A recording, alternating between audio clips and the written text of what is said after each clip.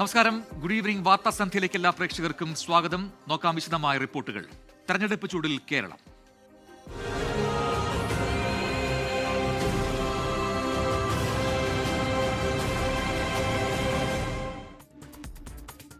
തദ്ദേശ തെരഞ്ഞെടുപ്പിന്റെ സൂക്ഷ്മ പരിശോധന അവസാനിച്ചപ്പോൾ എറണാകുളത്ത് UDFന് തിരിച്ചടിയായി ജില്ലാ പഞ്ചായത്ത് സ്ഥാനാർത്ഥിയുടെ പത്രിക തള്ളി. കടമുക്കുടി ഡിവിഷനിൽ നിന്ന് മത്സരിക്കുന്ന LC ജോർജിന്റെ പത്രികയാണ് തള്ളിയത്. വയനാട്ടിലും കൊല്ലത്തും കോട്ടയത്തും UDF സ്ഥാനാർത്ഥികളുടെ പത്രിക തള്ളി. മലപ്പുറം വളാഞ്ചേരിയിലും കൊച്ചി തൃക്കാക്കര നഗരസഭയിലും LDF സ്ഥാനാർത്ഥികളുടെ പത്രികയും തള്ളി. സംസ്ഥാനത്ത് നാമനിർദ്ദേശ പത്രികയുടെ സൂക്ഷ്മ പരിശോധന പൂർത്തിയായപ്പോൾ UDFിലാണ് കൂടുതൽ തിരിച്ചടി. എറണാകുളത്ത് കടമക്കുടി ഡിവിഷനിൽ നിന്ന് ജില്ലാ പഞ്ചായത്തിലേക്ക് മത്സരിക്കുന്ന LC ജോർജിന്റെ പത്രിക തള്ളി. 3 സെറ്റ് പത്രികയിലും ഡിവിഷന് പുറത്തുള്ള ആളുകൾ ഒപ്പിട്ടതാണ് തള്ളാൻ കാരണം. ഡമ്മി സ്ഥാനാർത്ഥിയില്ല. ഉദ്യോഗസ്ഥർ തെറ്റിദ്ധരിപ്പിച്ചുവെന്ന് LC ജോർജ് 24-നോട്.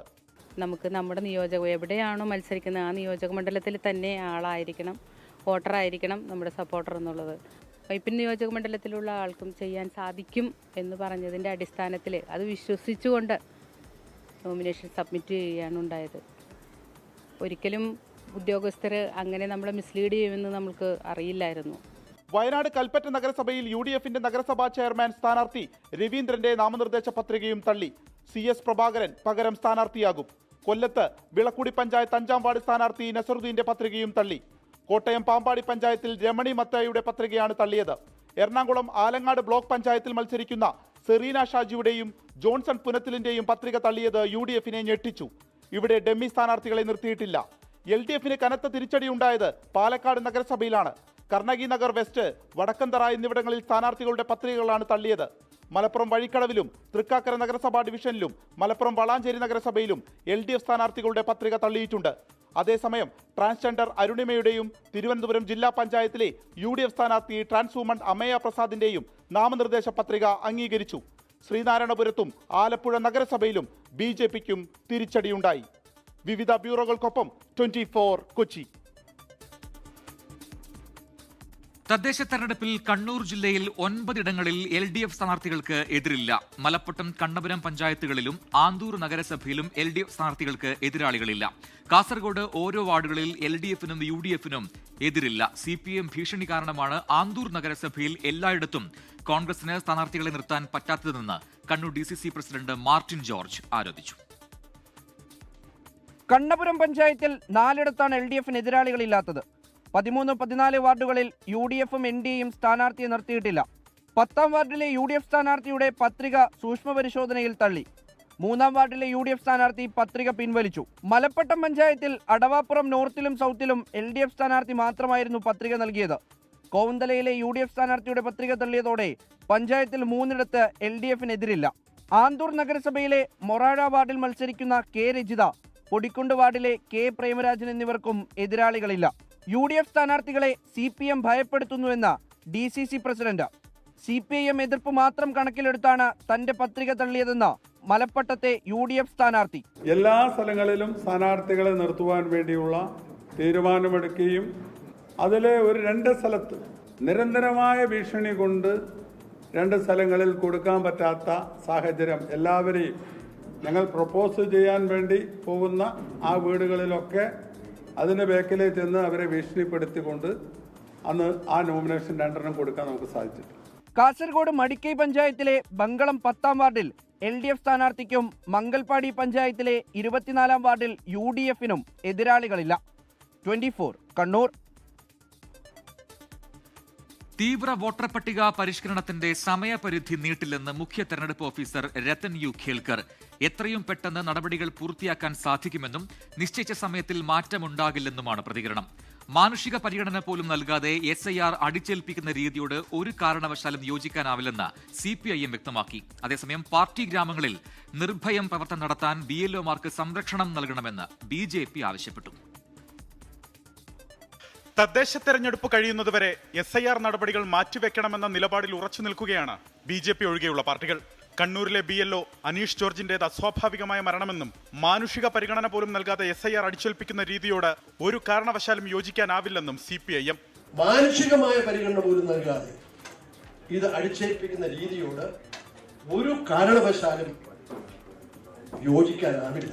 BLOമാർക്ക് ആവശ്യമായ പരിശീലനം ലഭിച്ചിട്ടില്ലെന്നും രാഷ്ട്രീയ പാർട്ടി യോഗം വിളിച്ചതിനു ശേഷം ഞാൻ എന്റെ വഴിക്കേ പോകൂ എന്ന നിലപാടിലാണ് തെരഞ്ഞെടുപ്പ് കമ്മീഷനെന്നും കോൺഗ്രസ്. BLOമാർക്ക് സഫീഷ്യന്റ് ആയിട്ടുള്ള ട്രെയിനിങ് കിട്ടിയിട്ടില്ല. തെരഞ്ഞെടുപ്പ് കമ്മീഷൻ പ്രവാസികളുടെ കാര്യം പരിഗണിക്കുന്നു പോലുമില്ലെന്ന് മുസ്ലിം ലീഗ് പ്രതിനിധി അഡ്വക്കേറ്റ് മുഹമ്മദ് ഷാ പറഞ്ഞു. രാഷ്ട്രീയ താൽപര്യം സംരക്ഷിക്കുന്നതിന് സർവീസ് സംഘടനകളെ ഉപയോഗിച്ച് SIRനെ അട്ടിമറിക്കാൻ ശ്രമിക്കുകയാണെന്ന് BJP. ഷെഡ്യൂൾ ചെയ്ത സമയത്തിൽ മാറ്റമുണ്ടാകില്ലെന്നും കൂട്ടിച്ചേർക്കലുകൾക്ക് ഒരുപാട് സമയമുണ്ടെന്നും മുഖ്യ തെരഞ്ഞെടുപ്പ് officer Rathan U Kelkar. Election കമ്മീഷനുടെ ഒരു മാൻഡേറ്റ് അനുസരിച്ചിട്ട് കൃത്യമായിട്ട് സമയബന്ധിതമായിട്ട് പ്രൊസീജിയറിൽ എല്ലാ നടപടികളും പൂർത്തിയാക്കിയിട്ട് നമുക്ക് ഒരു എനുമറേഷൻ ഫേസ് പൂർത്തിയാക്കാൻ നമുക്ക് സാധിക്കുമെന്നുള്ളതാണ് നമുക്ക് വിശ്വാസമുള്ളത്. എല്ലാ നടപടിക്രമങ്ങളും സമയബന്ധിതമായി പൂർത്തിയാക്കുമെന്നും ചീഫ് ഇലക്ടറൽ ഓഫീസർ വ്യക്തമാക്കി. 24 തിരുവനന്തപുരം. ശബരിമല സ്വർണ്ണക്കൊള്ളയിൽ തുടർ നീക്കങ്ങളുമായി പ്രത്യേക അന്വേഷണ സംഘം. തിരുവിതാംകൂർ ദേവസ്വം ബോർഡ് മുൻ അംഗങ്ങളായ KP ശങ്കരദാസും N വിജയകുമാറും നൽകിയ മൊഴി SIT പൂർണ്ണമായും വിശ്വാസത്തിലെടുത്തില്ല. അതേസമയം A പത്മകുമാറും ഉണ്ണികൃഷ്ണൻ പോറ്റിയും തമ്മിൽ റിയൽ എസ്റ്റേറ്റ് ഇടപാടുകളുണ്ടെന്നാണ് SIT സംശയിക്കുന്നത്. ഇത് വ്യക്തമാക്കുന്ന രേഖകൾ പത്മകുമാറിന്റെ വീട്ടിലെ റെയ്ഡിൽ പിടിച്ചെടുത്തുവെന്നാണ് വിവരം. A പത്മകുമാറിൽ മാത്രം അന്വേഷണം ഒതുങ്ങില്ലെന്നാണ് SIT നൽകുന്ന സൂചന. ദേവസ്വം ബോർഡ് അംഗങ്ങളായിട്ടുള്ള KP ശങ്കരദാസും N വിജയകുമാറും SIT നിരീക്ഷണത്തിലാണ്. എല്ലാം A പത്മകുമാർ മാത്രം തീരുമാനിച്ചതെന്നായിരുന്നു ഇരുവരുടെയും മൊഴി. സ്വർണ്ണപ്പാളികൾ ഉണ്ണികൃഷ്ണൻ പോറ്റിയുടെ പക്കൽ ഏൽപ്പിക്കുന്നതിൽ ദേവസ്വം ബോർഡ് യോഗത്തിൽ തീരുമാനമെടുത്തില്ലെന്നും എന്നാൽ പിന്നീട് ദേവസ്വം മിനിറ്റ്സിൽ കൃത്രിമമായി തീരുമാനമായി വന്നുവെന്നും ഇവർ മൊഴി നൽകിയിരുന്നു. എന്നാൽ ഈ മൊഴി അന്വേഷണ സംഘം വിശ്വാസത്തിലെടുത്തിട്ടില്ല. ഇരുവരെയും തിങ്കളാഴ്ച വീണ്ടും ചോദ്യം ചെയ്തേക്കും. ഉണ്ണികൃഷ്ണൻ പോറ്റിയെ പത്മകുമാറിന് പരിചയപ്പെടുത്തിയവരെ കേന്ദ്രീകരിച്ചും അന്വേഷണം നടക്കുന്നുണ്ട്. ആറന്മുളയിലെ A പത്മകുമാറിന്റെ വീട്ടിൽ നിന്നും പിടിച്ചെടുത്തത് സാമ്പത്തിക രേഖകളാണ്. ഉണ്ണികൃഷ്ണൻ പോറ്റിയുമായി പത്മകുമാറിന് റിയൽ എസ്റ്റേറ്റ് ഇടപാടുകളുണ്ടെന്നാണ് SITയുടെ സംശയം. ഇത് തെളിയിക്കുന്ന റിയൽ എസ്റ്റേറ്റ് രേഖകൾ പിടിച്ചെടുത്തിട്ടുണ്ട്. ഇരുവരും ചേർന്ന് പത്തനംതിട്ടയിൽ ഭൂമിയും വ്യാപാര സ്ഥാപനങ്ങളും വാങ്ങി. അസ്വാഭാവികമായ സാമ്പത്തിക നേട്ടം പത്മകുമാറിന് ലഭിച്ചെന്നും SIT വിലയിരുത്തുന്നു. ദേവസ്വം ബോർഡ് പ്രസിഡന്റായിരുന്ന കാലത്ത് A പത്മകുമാറിന്റെ വീട്ടിൽ ഉണ്ണികൃഷ്ണൻ പോറ്റി നിത്യസന്ദർശകനായിരുന്നുവെന്നും ചില അവസരങ്ങളിൽ പത്മകുമാറിന്റെ വീട്ടിൽ താമസിച്ചിട്ടുണ്ടെന്നും SIT സ്ഥിരീകരിച്ചിട്ടുണ്ട്. 24 തിരുവനന്തപുരം. ശബരിമലയിൽ സ്പോട്ട് ബുക്കിംഗിന്റെ എണ്ണം തീരുമാനിക്കാൻ പ്രത്യേക കമ്മിറ്റി രൂപീകരിച്ചു. ഓരോ ദിവസത്തെയും തീർത്ഥാടകരുടെ എണ്ണം അനുസരിച്ചായിരിക്കും സ്പോട്ട് ബുക്കിംഗ് ക്രമീകരണം ഏർപ്പെടുത്തുക. ദേവസ്വം മന്ത്രി VN വാസവന്റെ അധ്യക്ഷതയിൽ ചേർന്ന യോഗത്തിലാണ് തീരുമാനം. ഓരോ ദിവസത്തെയും സ്പോട്ട് ബുക്കിംഗ് എണ്ണം പ്രത്യേക കമ്മിറ്റി നിയന്ത്രിക്കും. ന്യൂനതകൾ പരിഹരിച്ച് ശബരിമല തീർത്ഥാടനം സുഗമമാക്കാനാണ് പമ്പയിൽ മന്ത്രി VN വാസവൻ അടിയന്തര യോഗം വിളിച്ചത്.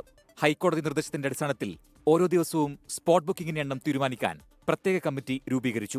Police chief coordinator, Sabarimala executive officer, special commissioner എന്നിവർ അടങ്ങുന്നതാണ് സമിതി. നിലവിൽ 18-ാം പടിയിൽ 1 മിനിറ്റിൽ ശരാശരി 70 പേരാണ് കയറുന്നത്. അത് 85 ഉയർത്തും. അതിലൂടെ കൂടുതൽ പേർക്ക് ദർശനത്തിന് അവസരം ലഭിക്കും.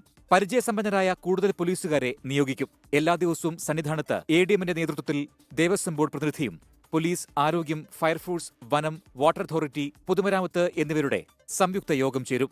ചർച്ചയിൽ ഉന്നയിക്കപ്പെടുന്ന പ്രശ്നങ്ങൾ ഉടൻ പരിഹരിക്കും. നിലയ്ക്കലിലെ പാർക്കിംഗ് സ്ഥലം പൂർണ്ണമായും ഉപയോഗിക്കുന്നതിന് അടിയന്തര നടപടി സ്വീകരിക്കും.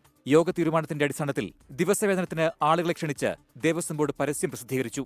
പമ്പ, നിലയ്ക്കൽ, എരുമേലി എന്നിവിടങ്ങളിലേക്കാണ് ആളുകളെ എടുക്കുന്നത്. ആകെ 300 പേരെയാണ് നിയമിക്കുക. അതേസമയം ശബരിമലയിൽ തീർത്ഥാടന തിരക്ക് തുടരുകയാണ്. ഇന്ന് ഉച്ചവരെ 50,000 പേർ ദർശനം നടത്തി. ഇന്നലെ 86,000 പേരാണ് ദർശനത്തിനായി എത്തിയത്. തിരക്ക് നിയന്ത്രണ വിധേയമാണ്. വെർച്വൽ ക്യൂ വഴി ബുക്ക് ചെയ്യുന്ന തീർത്ഥാടകർ അവർക്ക് അനുവദിച്ച സമയം കൃത്യമായി പാലിക്കണമെന്ന് പോലീസ് അറിയിച്ചു. സുരക്ഷയ്ക്കായി 140 അംഗ റാപ്പിഡ് ആക്ഷൻ ഫോഴ്സും ഇന്ന് സന്നിധാനത്തെത്തി. 24 പത്തനംതിട്ട. ഡൽഹി സ്ഫോടനവുമായി ബന്ധപ്പെട്ട് ഫരീദാബാദിലെ അൽഫല സർവകലാശാലയിലെ ജീവനക്കാരെ ചോദ്യം ചെയ്ത് അന്വേഷണ സംഘം. പലരുടെയും മൊഴികളിൽ വൈരുദ്ധ്യമുള്ളതായി അന്വേഷണ സംഘം കണ്ടെത്തി. സ്ഫോടനത്തിന് പിന്നാലെ പലരുടെയും സമൂഹമാധ്യമ അക്കൗണ്ടുകൾ പെട്ടെന്ന് നിർജ്ജീവമായതായി കണ്ടെത്തി. ധൌജ്, സൂരജ് കുണ്ട് പ്രദേശങ്ങളിൽ ഫരീദാബാദ് പോലീസ് വ്യാപക പരിശോധനയും നടത്തി. ചെങ്കോട്ട സ്ഫോടനത്തിലെ NIA അന്വേഷണത്തിലാണ് നിർണായക വിവരങ്ങൾ പുറത്തുവന്നത്. അൽഫലാഖ് സർവകലാശാല കേന്ദ്രീകരിച്ചുള്ള അന്വേഷണത്തിൽ ഇതുവരെ ചോദ്യം ചെയ്ത പലരുടെയും മൊഴികൾ തമ്മിൽ വൈരുദ്ധ്യമുള്ളതായി കണ്ടെത്തി. സ്ഫോടനത്തിന് പിന്നാലെ സംശയനിഴലിലുള്ളവരുടെ സമൂഹമാധ്യമ അക്കൗണ്ടുകൾ പെട്ടെന്ന് നിർജ്ജീവമാക്കി. ഇവരുടെ ബാങ്ക് അക്കൗണ്ടുകൾ, ഫോൺ കോൾ രേഖകൾ, സമൂഹ മാധ്യമങ്ങളിലൂടെയുള്ള സംഭാഷണം ഉൾപ്പെടെ പരിശോധിച്ചു വരുന്നതായാണ് അന്വേഷണ സംഘം അറിയിക്കുന്നത്. 2 ലക്ഷത്തിലധികം രൂപയുടെ ഇടപാടുകളുള്ള നിരവധി ബാങ്ക് അക്കൗണ്ടുകൾ അന്വേഷണത്തിന്റെ ഭാഗമായി മരവിപ്പിച്ചിട്ടുണ്ട്. അൽഫലാഖ് സർവകലാശാല മറയാക്കി പ്രവർത്തിച്ചിരുന്ന ഭീകരവാദ ശൃംഖലയിലെ കണ്ണികളെ കണ്ടെത്തുക എന്ന ദൗത്യവും അന്വേഷണ സംഘത്തിന് മുന്നിലുണ്ട്. ഇന്ന് പുലർച്ചെ ദൌജ്, പല്ല, സരായ് ഖോജ, സൂരജ് കുണ്ട് പ്രദേശങ്ങളിൽ ഫരീദാബാദ് പോലീസ് വ്യാപക പരിശോധന നടത്തി. വാടക വീടുകൾ, വാഹന ഡീലർമാർ, സിം കാർഡ് വിൽപ്പനക്കാർ, ഹോട്ടലുകൾ കേന്ദ്രീകരിച്ചായിരുന്നു പരിശോധന. ചെങ്കോട്ട സ്ഫോടനത്തെ Jammu Kashmir medical students association ശക്തമായി അപലപിച്ചു. 24 ഡൽഹി. PM ശ്രീയിൽ ഒപ്പുവച്ചതിലെ മുന്നണി വിവാദങ്ങൾ കെട്ടടങ്ങിയെന്ന് വിദ്യാഭ്യാസ മന്ത്രി വി ശിവൻകുട്ടി. PM ശ്രീയിൽ തർക്കങ്ങളില്ല. CPIM പോളിറ്റ് ബ്യൂറോ PM ശ്രീയിൽ എതിർപ്പ് അറിയിച്ചു. കേന്ദ്ര സർക്കാർ നൽകാനുള്ള SSK ഫണ്ട് നൽകിയില്ലെങ്കിൽ കോടതിയെ സമീപിക്കുമെന്നും 24ന്റെ ഫോർ ദ പീപ്പിൾ പരിപാടിയിൽ വി ശിവൻകുട്ടി പറഞ്ഞു. തദ്ദേശ തെരഞ്ഞെടുപ്പിൽ ഇടതുപക്ഷ സർക്കാരിന്റെ വികസന പ്രവർത്തനങ്ങൾ വോട്ടായി മാറുമെന്ന് പറഞ്ഞു തുടങ്ങിയ വിദ്യാഭ്യാസ മന്ത്രി വി ശിവൻകുട്ടി PM ശ്രീയിലെ ചോദ്യങ്ങൾക്ക് പ്രസക്തിയില്ലെന്നാണ് പറഞ്ഞത്. PM ശ്രീ വിവാദത്തിൽ മുന്നണിക്കുള്ളിലെ അസ്വാരസ്യങ്ങൾ അവസാനിച്ചുവെന്നും ഇനി വിഷയം ചർച്ച ചെയ്യാനില്ലെന്നും പറഞ്ഞു. PM ശ്രീ വിവാദം പോളിറ്റ് ബ്യൂറോയിൽ ചർച്ചയായി. PB എടുക്കുന്ന തീരുമാനമാണ് അവസാന വാക്ക്. പോളിറ്റ് ബ്യൂറോ ആണല്ലോ ഞങ്ങളുടെ പാർട്ടിയെ സംബന്ധിച്ചിടത്തോളം ലാസ്റ്റ് വേർഡ് പറയേണ്ടത്. പ്രത്യേകിച്ച് ആശയപരമായുള്ള പ്രശ്നങ്ങളിലും താത്വികപരമായ പ്രശ്നങ്ങളിലും ലാസ്റ്റ് വേർഡ് പറയേണ്ടത് പോളിറ്റ് ബ്യൂറോയാണ്. പോളിറ്റ് ബ്യൂറോ ഏത് വിഷയങ്ങളെ സംബന്ധിച്ചിടത്തോളം PM ശ്രീ എന്ന് മാത്രമല്ല ഏത് വിഷയങ്ങളെ സംബന്ധിച്ചിടത്തോളം പോളിറ്റ് ബ്യൂറോ പറയുന്ന അഭിപ്രായം തന്നെയാണ് അവസാനത്തെ വാക്ക്. കാര്യത്തിൽ ഒരു സംശയമില്ല. PM ശ്രീയിൽ ഒപ്പിട്ടത് രാഷ്ട്രീയ തന്ത്രമാണ്. കേന്ദ്രം 340 കോടിയിലധികം രൂപ SSK ഫണ്ടായി നൽകാനുണ്ട്. അത് കിട്ടിയില്ലെങ്കിൽ കോടതിയിൽ പോകും. വിദ്യാഭ്യാസ അവകാശ നിയമം ഉണ്ടല്ലോ, ആ നിയമം കോടതി ഇടപെടുമല്ലോ. തീർച്ചയായിട്ടും കോടതി പോയാൽ നമുക്ക് കിട്ടുമെന്നുള്ള ഒരു പ്രതീക്ഷയുണ്ട്. ശബരിമല സ്വർണ്ണക്കൊള്ളയിൽ A. പത്മകുമാർ അടക്കം തെറ്റ് ചെയ്തിട്ടുണ്ടെങ്കിൽ ശിക്ഷിക്കപ്പെടണമെന്നും അവരൊന്നും പാർട്ടിയിൽ ഉണ്ടാകില്ലെന്നും വി ശിവൻകുട്ടി പറഞ്ഞു. News desk 24. പൂജ ബമ്പർ ലോട്ടറി ടിക്കറ്റിൽ 12 കോടി രൂപയുടെ ഒന്നാം സമ്മാനം പാലക്കാട് വിറ്റ ടിക്കറ്റിന് സുരേഷ് വിറ്റ JD 545542 എന്ന നമ്പറിനാണ് ഒന്നാം സമ്മാനം ലഭിച്ചത്. ഭാഗ്യശാലിയെ കണ്ടെത്തിയിട്ടില്ല. മാതൃകാ പെരുമാറ്റച്ചടങ്ങ് നിലനിൽക്കുന്നതിനാൽ ഔദ്യോഗിക ചടങ്ങുകളില്ലാതെയായിരുന്നു നറുക്കെടുപ്പ്. പാലക്കാട് വിറ്റ JD 545542 എന്ന ടിക്കറ്റിനാണ് ഒന്നാം സമ്മാനം ലഭിച്ചത്.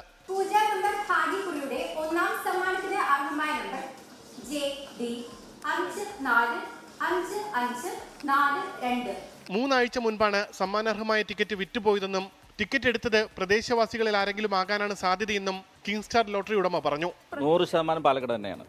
പാലക്കാട് ആരോ ഒരു ചില്ലറ വിൽപ്പന ഇവിടെ വന്നു. 22-ാം തീയതിയാണ് ടിക്കറ്റ് ഇട്ടിരിക്കുന്നത്. റീറ്റെയിലിൽ ചില്ലറ വിൽപ്പനയിലൂടെ ടിക്കറ്റ് പോയിരിക്കുന്നത്. എന്തായാലും പാലക്കാടുള്ള ആരോ ഒരു വ്യക്തിക്കാണ്. അത് യാതൊരു മാറ്റമില്ല. രണ്ടാം സമ്മാനമായി 1 കോടി രൂപ വീതം ഓരോ പരമ്പരയ്ക്കും, മൂന്നാം സമ്മാനമായി 5 ലക്ഷം രൂപ വീതം 10 പേർക്കും ലഭിച്ചു. കൂടാതെ നാലാം സമ്മാനമായി 3 ലക്ഷം രൂപ വീതം 5 പരമ്പരകൾക്കും, അഞ്ചാം സമ്മാനമായി 2 ലക്ഷം രൂപ വീതം 5 പരമ്പരകൾക്കും ലഭിച്ചു. ആകെ 3,32,130 സമ്മാനങ്ങളാണ് പൂജ ബമ്പറിനുള്ളത്. 24 തിരുവനന്തപുരം.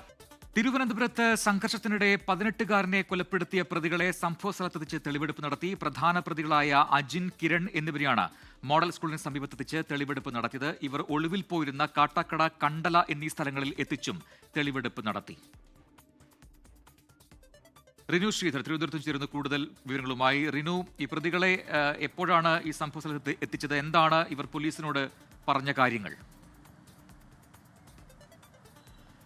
പ്രജിൻ, തിരുവനന്തപുരത്തെ മോഡൽ സ്കൂളിലെ വിദ്യാർത്ഥികൾ തമ്മിലുള്ള സംഘർഷം, ആ സംഘർഷത്തെ തുടർന്ന് സ്കൂളിന് പുറത്തുവെച്ച 2 മേഖലയിലെ ജനങ്ങൾ അല്ലെങ്കിൽ വിദ്യാർത്ഥികൾ അല്ലെങ്കിൽ യുവജനങ്ങൾ തമ്മിൽ ഏറ്റുമുട്ടിയതുമായി ബന്ധപ്പെട്ട് അലൻ എന്ന് പറയുന്ന 18 വയസ്സുകാരൻ കൊലപ്പെടുന്ന ഒരു സാഹചര്യം 3 ദിവസങ്ങൾക്കുണ്ടായി. ഇതിലെ പ്രധാന പ്രതികളായിട്ടുള്ള അജിൻ, അതായത് അലനെ കുത്തിയ പ്രതിയാണ്, കേസിലെ 1-ാം പ്രതിയാണ്. ഒപ്പം കിരൺ കൂട്ടുകാരനാണ്, ഇതിലെ 2-ാം പ്രതിയാണ്. ഇവർ 2 പേരെയുമാണ് മോഡൽ സ്കൂളിന് സമീപം ഈ കൊലപാതകം നടന്ന സ്ഥലത്തെത്തിച്ച് അല്പസമയം മുമ്പ് കണ്ടോൺമെന്റ് പോലീസ് തെളിവെടുപ്പ് നടത്തിയത്. കൊലപാതകത്തിന് ശേഷം ഒളിവിൽ പോയ പ്രതികൾ കോടതിയിൽ കീഴടങ്ങുന്ന ഒരു സാഹചര്യമാണ് ഉണ്ടായത്.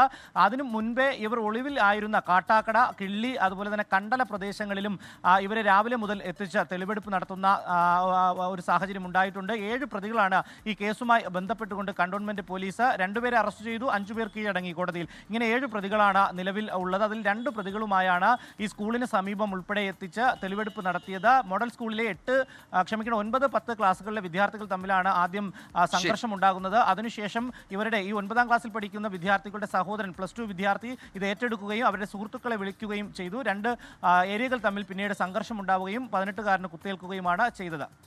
റിനു ശ്രീധരാണ് വിശദാംശങ്ങൾ നൽകിയത് തിരുവനന്തപുരത്ത് നിന്ന്.